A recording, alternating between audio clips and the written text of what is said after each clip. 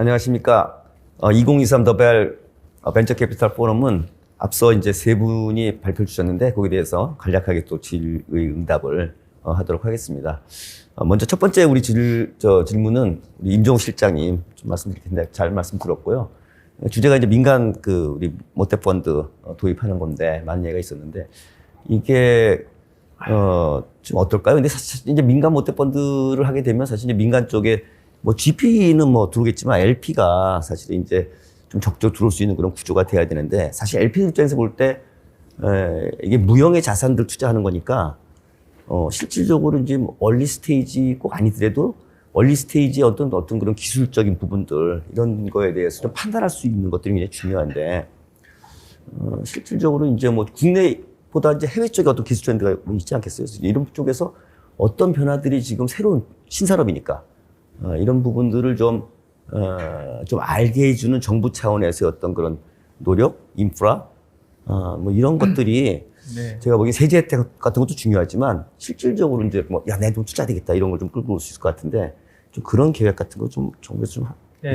말씀하신 대로 국내 이제 벤처 투자 생태계가 정말로 성장을 하고 사이즈가 커지려고 하면은 글로벌한 연결성이 굉장히 중요할 것 같습니다. 뭐 해외 LP들도 들어와서 한국의 뭐 좋은 VC들한테 적극적으로 출자를 해야 되고 그러려면은 해외 VC들 입장에서도 뭐 한국의 스타트업들이 어떤 곳이 있고 얼마나 기회가 많이 있고 여기에 넣었을 때 얼마나 수익을 많이 올릴 수가 있는지 그런 거에 대해서 잘 알 수가 있어야 되고요. 또 반대로 한국의 VC들도 해외에 어떤 LP들이 있고 어떻게 우리가 접촉을 하면 그런 쪽의 이 투자를 받을 수 있는지에 대해서도 서로 이렇게 알 수 있게 되는 게 굉장히 중요한 것 같습니다. 그래서 저희는 그렇게 글로벌 투자 생태계와 한국의 이런 벤처 투자 생태계를 연결할 수 있는 그런 많은 그런 이벤트라든지 이런 정보 제공이라든지 그런 것들을 좀 열심히 해야겠다라는 생각을 하고 있고요. 뭐 그래서 예를 들어서 뭐 올해 11월에 컴업이라는 그런 스타트업 생태계 컨퍼런스를 이렇게 컴업이라는 스타트업 이벤트를 하는데 거기에 좀 글로벌 CVC 분들을 한국으로 좀 초대를 해서 한국의 CVC들과 또 VC들과 교류를 하는 그런 이벤트를 생각을 하고 있고요. 그리고 저희가 장관님 모시고 또 최근에 중동을 여러 번 다녀왔습니다. 특히 뭐 사우디아라비아라든지 이런 데 가서 그쪽에 또 이런 LP들이나 VC들을 좀 만나봤는데 제가 느낀 점은 우리도 사우디에 뭐가 있는지 모르고 또 사우디 분들도 한국에 어떤 VC들이 있는지 전혀 모르기 때문에 그런 분들이 서로 양쪽이 이해할 수 있도록 여러 가지 저희가 포럼이라든지 소개하는 그런 기회들을 좀 만들어가는 게 중요하다는 생각을 하고 있고요. 그래서 그런 면을 좀 열심히 좀 노력을 해보도록 하겠습니다. 감사합니다. 저도 이제 실리콘밸리 전에 가보면 거기 이제 뭐 나가 있잖아요. 저 이제 VC도 나가 있고 또 우리 또 공공 쪽에 나가 있는데 제일 궁금한 게 거기는 지금 사실 전 세계의 기술 동향이라든지 자금 이렇게 다 와 있잖아요. 그래서 그런 쪽에 선제적으로 그쪽에 투자를 하니까 그런 부분들을 저희가 좀 자주 이렇게 연결해 갖고 해줬으면 굉장히 좋을 것 같은데 우리 이제 유종호 이제 국장님 지금 아까 세 개 얘기 주셨잖아요. 그러니까 동남아, 인도, 여기 아시아 좀도 있지만 북미 쪽에 북미는 사실 이제 워낙 크기도 하지만 제가 볼 땐 기술 동향을 이렇게 체크할 수 있고 분야가 앞으로 뜨는 분야가 다 알 수 있다는 점이 굉장히 중요할 텐데 좀 그런 부분들에 나름대로 좀 뭐 회사 차원에서 하는 거긴 하지만 좀 그런 거를 좀 연결시켜주면 굉장히 좀 의미가 있지 않을까 이제 이런 말씀 좀 주시고 그 다음에 이제 아까 뭐 현지 전략 같은 거 많이 쓰셨잖아요. 동남아하고 인도 쪽은 그래서 JB 같은 거 만들어 나간다고 하셨는데 우리 국내 쪽에 이제 이렇게 연결할 때는 순수 민간이면 뭐 예컨대 좀 뭐 그럴 수 있긴 한데 저희 국내는 아직도 좀 우리 정부 자금이라든지 또 큰 기관 자금 뭐 국민 이런 쪽은 해외 나가는 거에 LP로서 클리어하지 않을 때 좀 그런 거 애로사항이 있을 수 있는데 또는 뭐 야 국내 투자하지 왜 해외다 그렇게 많이 하냐 이런 쪽에 대해서는 좀 어떤 뭐 보관이나 아니면 어떤 뭐 뭐라 하나 정책 쪽에 대해서 좀 얘기해 주시거나 이런 것들 좀 얘기해 주시죠. 뭐 실리콘밸리부터 시작해가지고.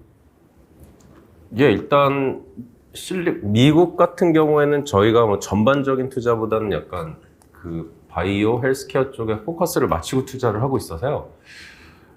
아까도 말씀드렸듯이 그쪽에 대한 기술 동향이나 이런 것들은 이미 저희가 국내 LP들이랑 상당히 교류가 많은 편입니다. 그 이유는 바이오 헬스케어 쪽은 로컬에 있는 서비스 전략이나 테크 전략보다는 그 과학 자체의 특성들이 많고 그 과학에 종사하시는 분들에 의해서 시장들이 좀 견인되는 특성들이 있어서 LP분들도 마찬가지로 본 펀드에 참여하고 계신 분들은 대부분 이런 바이오 사이언스라든지 헬스케어 사이언스 쪽에 관심이 많은 분들이라 좀 이렇게 공유를 할 수 있는 부분들이 많이 있기 때문에 투자를 국내에서 잘하고 또 국내에서 사이언스를 잘 알고 있다라면 해당 시장에서도 사이언티스트들과 잘 교류할 수 있는 특징이 있어서 거기에서 오는 커뮤니케이션 갭은 크지는 않은 것 같습니다. 다만 이제 북미 시장은 그게 이제 바이오 사이언스라는 좀 특징이 있기 때문에 가능한 거고요. 동남아나 인도 같은 경우 뭐 질문을 주신 거 약간 두 가지로 좀 나눠서 설명을 드릴게요. 그 첫 번째는 저희가 일단은 해당 시장에 펀드를 런칭을 하기 위해서 출자를 받아야 할 때 국내 출자자 분들께서 왜 우리가 국내 투자를 하는 사람한테 해외 투자 비중을 출자를 해줘야 되냐. 그럼 그런 것들을 어떻게 해서 최대한 어필을 하거나 이제 서로가 갖고 있는 관점을 줄여가느냐에 대한 질문이 첫 번째였던 것 같은데요. 맞죠? 맞습니다. 네네. 일단은 저희 이제 주요 메인 정책 자금을 이제 집행하시는 분들도 아까 이제 글로벌 컨테스트처럼 그 분명 포션은 항상 상당 부분을 가져갑니다. 그리고 그 목적은 이제 해외 투자자들을 국내로 유치를 해가지고 국내 스타트업을 최대한 해외에 있는 곳으로 끌고 나가서 최대한 로컬라이즈를 시키면서 국내 스타트업의 해외 확장 전략을 도울 수 있는 것이 이제 첫 번째 목적으로 제가 알고 있고, 그런 부분에 있어서는 해외에서만 그냥 해외 오리지널 GP보다는 저희처럼 국내와 해외가 같이 뭔가를 하고 있는 투자자가 좀 더 적합한 거는 맞는 것 같습니다. 그 이유는 가장 심플하게 해외 그냥 오리지널 GP가 우리나라 시장에 투자해 본 적이 별로 없고요. 그리고 있다 하여도 완벽한 로컬 전략을 펼치기에는 힘든 부분이 있습니다. 그렇기 때문에 저희같이 조인벤처를 갖고 있는 사람들은 계속 얘기하지만 저는 한국 시장도 아시아 안에 있는 한국 시장으로 바라보고 있습니다. 그렇기 때문에 보다 더 긴밀하게 한국 기업인들을 해당 시장에 있는 어떤 누구와 함께 도모해야 되며 지원을 해야 되는지를 더 굉장히 스페시픽하게 가이드를 할 수 있는 특징이 해외 GP랑 경쟁력이 있다고 생각을 하고요. 다만 저희는 그것뿐이 아니라 해외에서 펀드를 만들어서 사이즈를 최종적으로 100억, 200억이 아니라 1000억에서 2000억 사이로 결성을 해야 되기 때문에 그런 이제 국내 이제 LP에게만 저희가 이제 의존을 할 수는 없거든요. 그래서 결론적으로 다시 기본으로 돌아가서 해당 시장에 있는 레코드를 많이 쌓아서 직접 글로벌 역외에서 레이징을 해야 되는 숙제를 안고 있습니다. 그 과정에서 한국에 있는 정책금융이 메인 앵커로도 있거나 혹은 굉장히 의미 있는 출자자로 들어와 있다라고 하는 건 도움이 많이 되고요. 하지만 더 중요한 것은 실질적으로 레코드가 좋고 리턴을 많이 내봤다라는 게 중요하고요. 지금 인도나 동남아 모두 그러한 레코드가 저희들이 어느 정도 쌓이고 있기 때문에 아까도 말씀을 해주셨지만 뭐 사우디까지는 아니지만 저희가 두바이라든지 아부다비는 특히 이제 무바달라라든지 이런 투자청들이 큰데 그쪽이 이제 동남아라든지 인도에 굉장히 관심이 많거든요. 즉 자기 권역에 속서 좀 먼 곳에 있는 LP들이 굉장히 관심을 많아 합니다. 가까이 있는 곳은 그들도 잘 알기 때문에요. 그곳에서 일단 레코드가 좋다. 그리고 우리는 단순하게 해당 시장에 있는 레코드뿐이 아니라 해외 시장으로 진출할 수 있는 디퍼런시에이션 요소까지도 가지고 있다. 이런 것들을 바탕으로 직접 현재 지금 중동이라든지 싱가포르, 아시아 기타 국가에서 레이징을 하고 있습니다. 예, 감사합니다. 근데 아까 뭐 첫 번째 그걸 얘기를 주신 걸로 하면 이제 바이오라든지 이렇게 좀 산업 성격상 좀 그 기술 트렌드나 이런 게 굉장히 중요하게 생각되는 부분들은 그렇게 쫓아갈 수 있고, 이제 그렇지 않은 부분들은 사실은 또 이제 우리 뭐 실리콘밸리에 또 그 모태 지사도 있고, 갑자기 아까 또 임장님 얘기해 주셨는데 그 생각이 났는데, 지금 그쪽에 또 사실은 뭐 우리 대기업들, 뭐 삼성, LG, 뭐 SK 다 나가 있잖아요. 그래서 거기는 뭐 어떻게 보면은 그 CBC와 연결된다고 하면 거기는 오히려 더 중요한 게 기술이잖아요. 어떻게 뭐 투자 수익 뭐 이런 게 아니라 그러니까 그런 쪽하고 이렇게 또 같이 연합해서 하게 되면 상당히 좋은 시너지를 내서 국내 우리 이 벤처 캐피탈 쪽에다가 좋은 그런 그 정보라든지 이런 거 갖다가 시적절하게 줄 수 있지 않을까 이런 생각이 들고 아까 우리 또 유 국장님 그 얘기하시니까 또 생각이 나는데 이제 동남아 인도 이렇게 투자하는 그런 차원에서 볼 때는 그러니까 국내 LP들이 정말 그 해외 쪽에 투자하느냐 뭐 민간 그렇게 보면 사실 국내도 잘 알고 이 동남아 쪽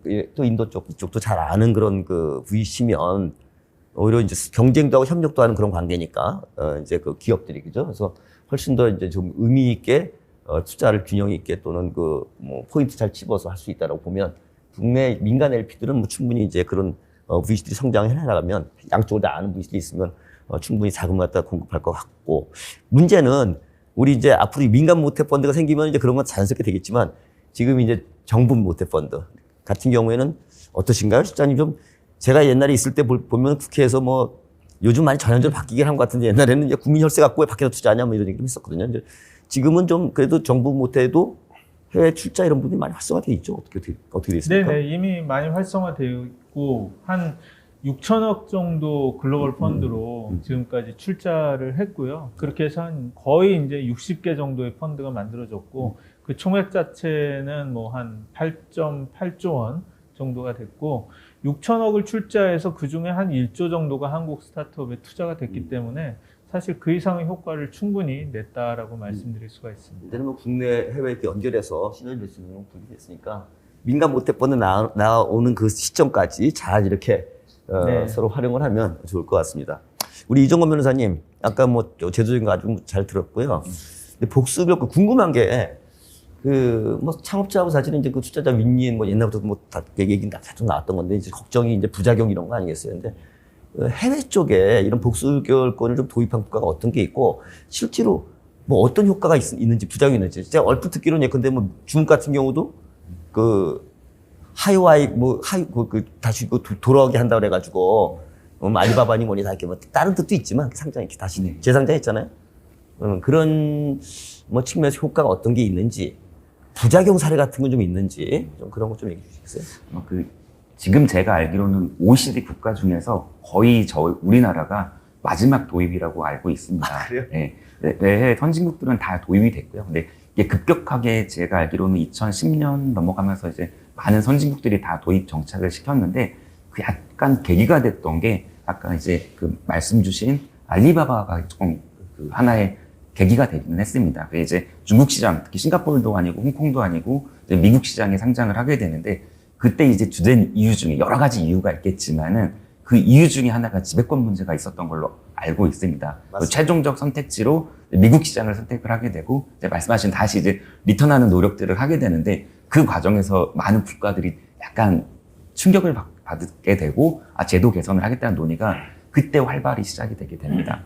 그러면서 제가 기억하는 게 우리나라의 이 도입 제도 처음 2017년 그때 막 무렵에 논의가 시작될 때 싱가포르도 그때 막 검토를 하면서 싱가포르 자료를 갖다가 막 검토를 같이 비교법적으로 검토를 하고 그랬던 기억이 납니다. 그래서 막 그 무렵에 많은 국가들이 도입을 시작을 했고 그 이전에 이미 선진국들은 또 많이 도입이 됐었고 OECD 국가 중에 거의 우리나라가 이제 마지막 도입이라고 알고 있습니다. 그리고 말씀하신 대로 사실 그 폐해는 지배구조의 왜곡 이슈거든요. 결국은 장기간에 특정 적은 자본을 투하한 자가 기업의 경영권을 가져가게 되면서 어떤 지배구조의 왜곡에 따라서 어떤 부정부패 위험이라는 것도 있을 수 있고 이제 견제받지 않는 권력의 문제가 되게 되는데 이걸 어떻게 안정적으로 방어 장치를 설계하느냐가 다 각국의 숙제였습니다. 근데 가장 대표적인 설계는 무조건 양도상속은 안 된다. 그러면 무조건 일주일 일결권이라는 거의 공통된 요소인 것 같습니다. 그리고 다른 나라보다 제가 아는 범주 내에서는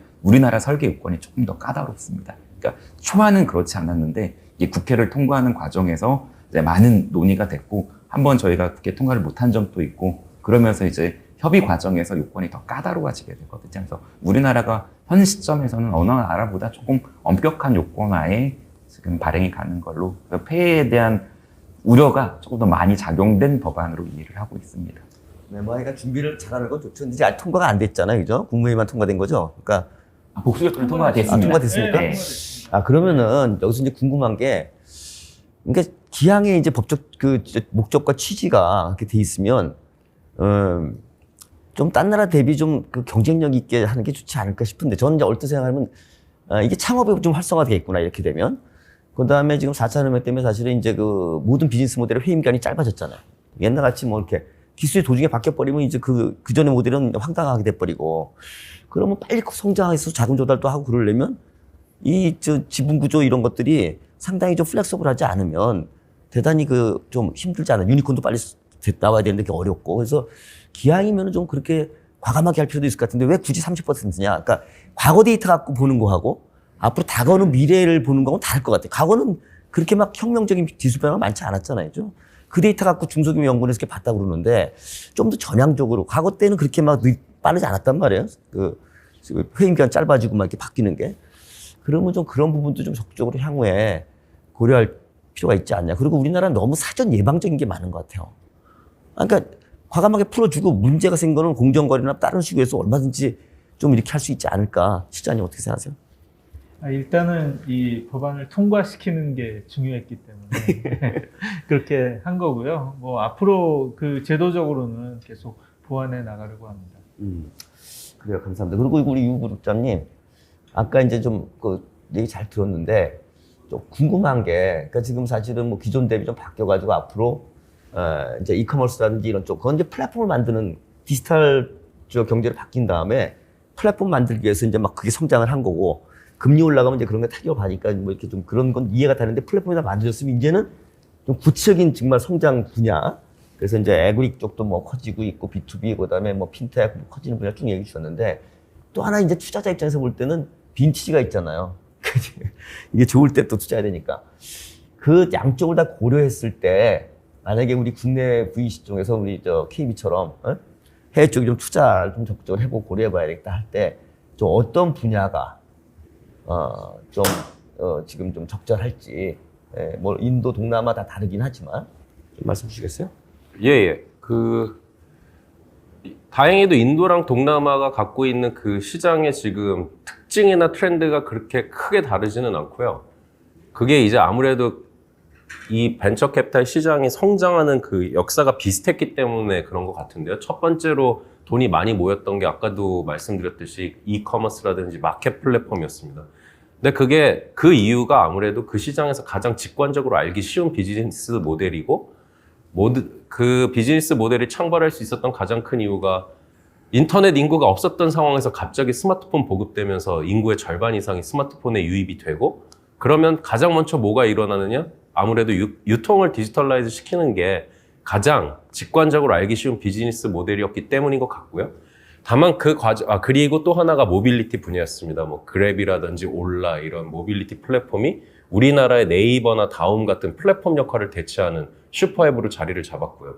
근데 가장 큰 문제가 이런 B2C 서비스들의 문제가 해당 시장에서 고객을 획득하기 위한 단가와 그 고객들이 사용하는 그 일반적인 평균 사용 금액의 갭이 너무 심해서 충분히 돈을 투하한 거를 회수하기가 어렵거나 시간이 오래 걸린다는 특징이 있었고 그것 때문에 기업들의 어떤 리밸런싱들이 좀 많이 일어났었던 것 같습니다.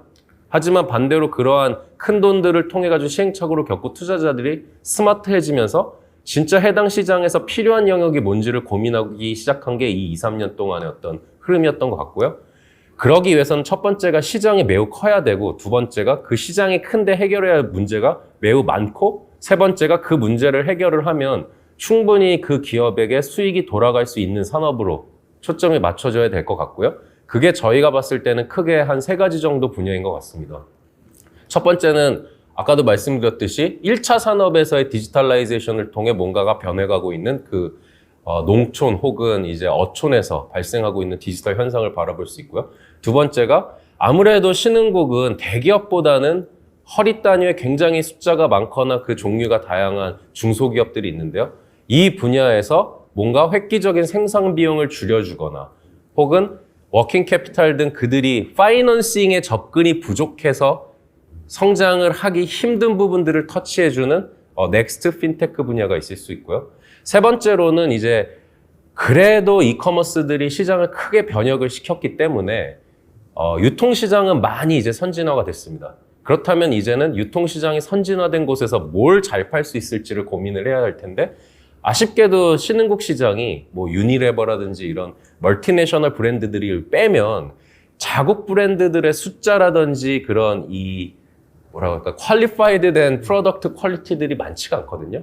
그래서 어떻게 적은 비용으로 이 만들어진 유통망에다가 의미 있는 제품을 만들어서 남들보다 싸게 팔 수 있는지를 치열하게 고민을 하는 저희는 이거를 네어 컨슈머라고 부르는데요.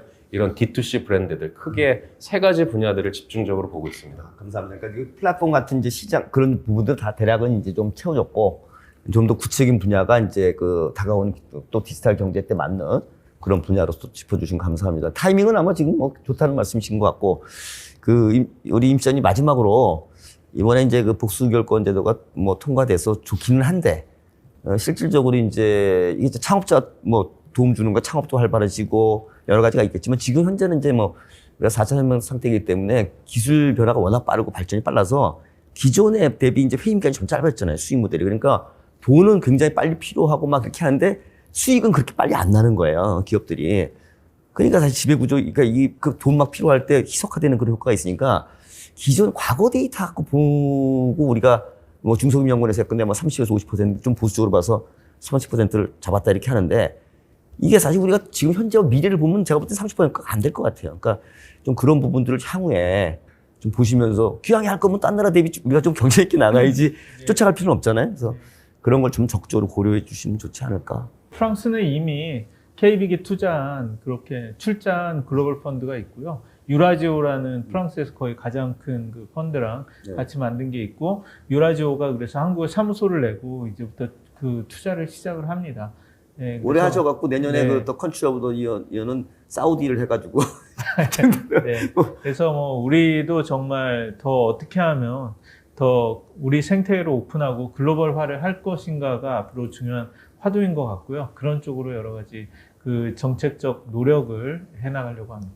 네, 감사합니다. 많은 얘기를 좀 나누고 싶지만 시간 우리가 또 제약이 있기 때문에 세 분의 우리 발표와 거기에 관련돼서 좀 중요한 질의응답을 나눠봤습니다. 감사합니다. 네, 감사합니다.